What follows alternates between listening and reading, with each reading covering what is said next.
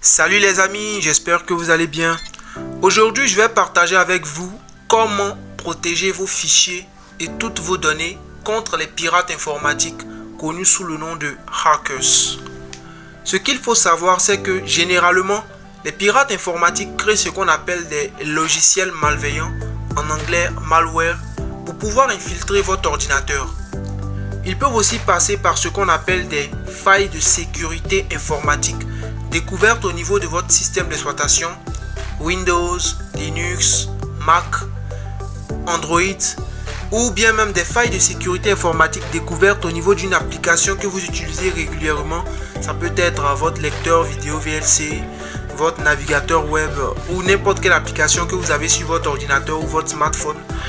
Ils peuvent aussi passer par des failles de sécurité découvertes au niveau d'un équipement que vous avez, par exemple votre box internet, votre imprimante et n'importe quel équipement informatique que vous avez.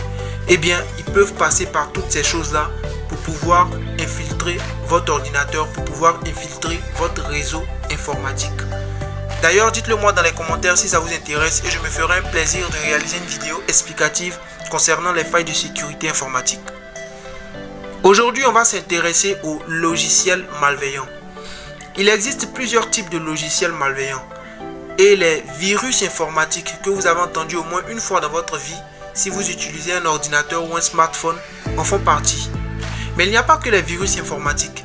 Il y a aussi les vers, les portes dérobées, les logiciels espions, le cheval de Troie et j'en passe. Tout cela font partie de la grande famille des logiciels malveillants, en anglais malware. On peut donc se dire, mais s'il y a plusieurs types de logiciels malveillants et que les virus n'en sont qu'un type parmi tant d'autres, cela suppose alors que les antivirus qui sont censés nous protéger ne nous protègent en réalité que contre les virus. Mais alors, comment se protéger des autres types de logiciels malveillants? Eh bien, rassurez-vous, on utilise le terme antivirus, mais la réalité aujourd'hui est que ces antivirus nous protègent contre la plupart des logiciels malveillants connus. On peut donc les appeler anti-malware au lieu d'antivirus, mais ça reste relatif. Comme vous l'aurez compris, un antivirus est un logiciel qui va vous protéger contre les virus informatiques et tout autre type de logiciel malveillant. Il existe plusieurs logiciels antivirus, parmi lesquels Kaspersky, Nord32, Avast Antivirus pour ne citer que quelques-uns qui sont connus. Et dans cette vidéo, nous allons nous intéresser à Avast Antivirus. Je vais vous montrer comment l'installer et le configurer pour une protection optimale contre les logiciels malveillants, contre les hackers. Eh bien, on va se rendre au niveau de notre navigateur, voilà. Moi, j'utilise Google Chrome et donc on vient au niveau de la barre de recherche, on va taper Avast. Et quand on tape Avast, on se retrouve ici. On va venir cliquer sur le premier lien où c'est mis Avast Antivirus gratuit 2024. Voilà, on se retrouve au niveau de cette page-là. Et là, on nous propose de télécharger gratuitement Avast. C'est l'un des avantages en fait d'Avast. C'est un logiciel qui est totalement gratuit. Voilà pourquoi il est beaucoup apprécié. Et c'est pas parce qu'il est gratuit qu'il protège moins que les autres, non. Je l'utilise et vraiment c'est un antivirus qui est bon, il fonctionne parfaitement. Il suffit simplement que vous sachiez le configurer, c'est tout. Voilà, une fois que vous l'avez bien configuré, vous pouvez travailler avec lui sans problème.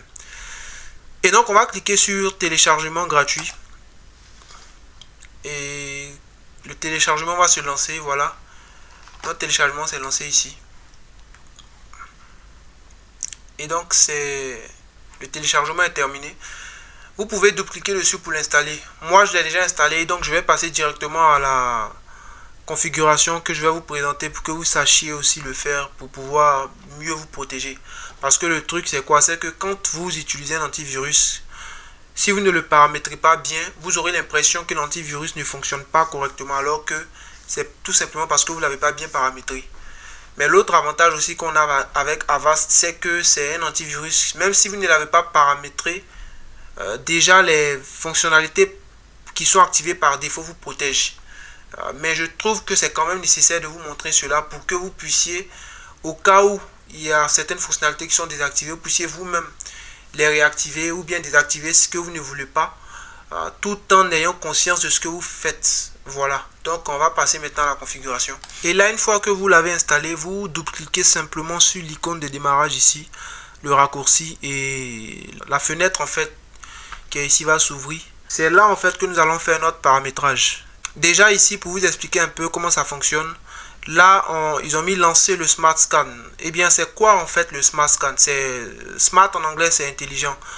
Eh bien c'est un scan rapide, un balayage rapide. C'est-à-dire quoi? Si vous cliquez sur lancer le Smart Scan, eh bien l'antivirus va réaliser une analyse rapide au niveau de votre ordinateur. C'est-à-dire il va analyser vos fichiers, il va analyser votre disque dur, mais il ne va pas rentrer dans tous les endroits, si je peux le dire comme ça. Il va faire une analyse rapide et donc il va chercher rapidement s'il trouve des menaces, etc. Et s'il en trouve, il va vous présenter, il va vous proposer des actions, soit le mettre en quarantaine ou bien supprimer la menace, etc. Mais ça, en fait, c'est un type de scan qu'on réalise lorsque on veut faire les choses un peu rapidement. On va venir ici au niveau de protection. Et là, vous voyez qu'il y a plusieurs panneaux. Voilà, il y a plusieurs box, si je peux le dire comme ça. Ici, on a la partie analyse antivirus. Quand on clique dessus, on se retrouve au niveau de cette fenêtre-là. Eh bien, c'est ce que je vous disais tantôt.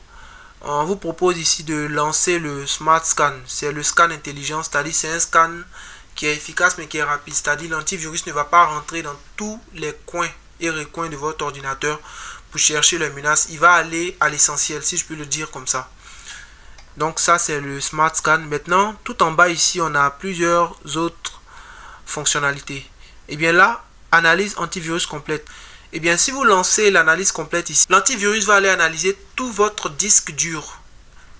Et donc ça va prendre encore plus de temps, beaucoup plus de temps même, mais c'est un scan qui sera plus complet. Et ce type de scan là, je vous recommande de le faire peut-être la nuit. Comme ça ne va pas vous ralentir en fait. Parce que quand vous lancez un scan, surtout un scan complet, il est préférable de laisser le scan se réaliser sans le déranger quoi. C'est-à-dire vous n'allez pas lancer un scan complet puis en même temps être en train de peut-être jouer un jeu ou bien autre chose. Non. Ça va fatiguer un peu votre ordinateur. Pour rester simple, on ne va pas rentrer dans trop de techniques. On va rester simple. Voilà. Et ensuite, il y a l'analyse ciblée. L'analyse ciblée, c'est quoi? Ici, c'est clair, hein, on vous dit analyser des dossiers ou lecteurs externes spécifiques.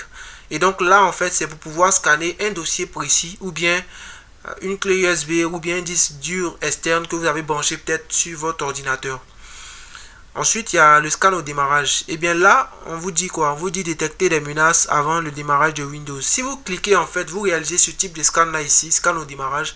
Ce qui va se passer, c'est quoi? C'est que lorsque vous allez allumer votre ordinateur, et bien avant même que le système ne démarre normalement, il y a un scan qui va être réalisé au niveau de votre machine. Et donc, le logiciel antivirus va chercher les menaces, il va scanner votre machine d'abord pour chercher des menaces et ensuite il va démarrer normalement maintenant votre système. Je ne sais pas si vous comprenez. Voilà. Et donc c'est un peu en fait ce que scan au démarrage signifie. Et ensuite, on a analyse personnalisée. Donc là, vous pouvez créer en fait votre propre type d'analyse. C'est-à-dire, vous pouvez personnaliser votre analyse. Donc, on ne va pas rentrer dans trop de détails pour ne pas être trop technique comme ce que je disais. Parce que ce tutoriel doit rester assez simple et accessible à tout le monde. Et donc ici, ce que je vous recommande d'utiliser, c'est le Smart Scan et l'analyse complète. Vous pouvez aussi utiliser l'analyse ciblée si vous en trouvez la nécessité. Voilà. Ensuite, cette box là ici où c'est mis agent de sécurité, on va cliquer dessus. Ici en fait c'est d'autres fonctionnalités encore très intéressantes, mais vous voyez que par défaut toutes ces fonctionnalités sont activées. C'est ce que je vous disais tantôt. Même si vous ne configurez pas le logiciel, par défaut il y a des fonctionnalités importantes qui sont activées et donc vous êtes déjà protégé. Mais il est important que vous sachiez en fait ce qui est activé et pourquoi ça l'est. Ça vous permet par la suite de pouvoir vous-même effectuer des personnalisations au niveau de votre configuration. Et donc si éventuellement peut-être il y a une fonctionnalité qui a été décochée peut-être par erreur ou bien par un autre logiciel, parce que ça peut arriver. Si c'est quelque chose de nécessaire, vous allez voir que vous-même, vu que vous comprenez la chose, vous aurez la possibilité de réactiver, de comprendre déjà en fait ce qui s'est passé et de réactiver ce qu'il faut activer, aussi de désactiver ce qu'il faut désactiver. Donc on va venir ici, voilà. Ici où c'est mis agent des fichiers. On voit ici, c'est mis analyse tous les fichiers ajoutés ou ouverts sur votre PC. Et bien c'est ça en fait. C'est-à-dire cette fonctionnalité-là va vous permettre de pouvoir analyser en fait tous les fichiers qui se trouvent au niveau de votre ordinateur. Les fichiers qui sont ouverts en fait. Voilà, c'est assez simple. Ensuite, il y a la partie agent action suspect. On dit vous avertit si une application se comporte de manière suspecte. Eh bien, c'est assez limpide. Hein. C'est-à-dire si vous avez une application que vous avez démarrée qui se comporte un peu de manière suspecte, c'est-à-dire qui envoie des requêtes un peu suspectes vers peut-être des serveurs distants qui ne sont pas très commodes ou bien qui effectuent des actions un peu bizarroïdes, eh bien c'est cet agent là, c'est-à-dire cette fonctionnalité là qui va vous signaler en fait qu'il y a une activité suspecte au niveau d'une application que vous avez démarré. Ensuite, il y a la partie agent web. On dit ici bloque les attaques web et les téléchargements dangereux. Eh bien, quand vous partez sur certains sites internet et que vous sur ces sites là en fait il y a des scripts malveillants, voilà, c'est-à-dire du code malveillant. Généralement vous ne vous en rendez pas compte, mais pour ceux qui ont déjà utilisé Avast ou bien pour ceux qui l'ont déjà vu, vous voyez que votre navigateur vous signale que peut-être ce site là c'est-à-dire est malveillant ou bien contient un script qui n'est pas très commode. Et donc c'est en fait c'est cet agent en fait qui se charge de ça. Quand vous l'activez, lorsque vous lancez un logiciel, un téléchargement plutôt qui n'est pas, c'est-à-dire qui est dangereux pour votre ordinateur, lui il va le bloquer. Il va le bloquer. Il va vous donner la possibilité de pouvoir continuer le téléchargement ou bien l'arrêter. Le plus souvent même il bloque, il ne vous donne même pas la possibilité de continuer. Et aussi si vous partez sur des sites un peu bizarres, lui il va vous signaler. Voilà, donc c'est le rôle en fait de cet agent là. Ensuite, on a la partie agent mail. On nous dit ici, bloque les pièces jointes dangereuses des emails.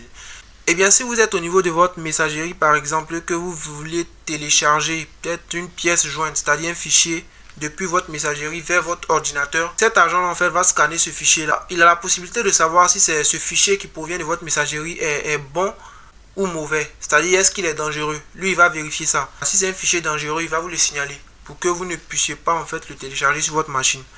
Pour éviter tout risque, vous voyez. Donc c'est le rôle en fait de cet agent là. Ensuite on va venir au niveau de cette troisième box là, quarantaine. Là en fait c'est tous les fichiers malveillants qui ont été capturés par l'antivirus vont se retrouver ici. Et bien c'est la poubelle des virus et des logiciels malveillants que l'antivirus a capturé. Tous ces logiciels malveillants là vont se retrouver ici. Et vous aurez la possibilité de les supprimer, d'en faire ce que vous voulez, de les récupérer, etc. Vous voyez. Vous pouvez vous-même aussi ajouter avec cette option là un fichier que vous jugez malveillant. Voilà, directement.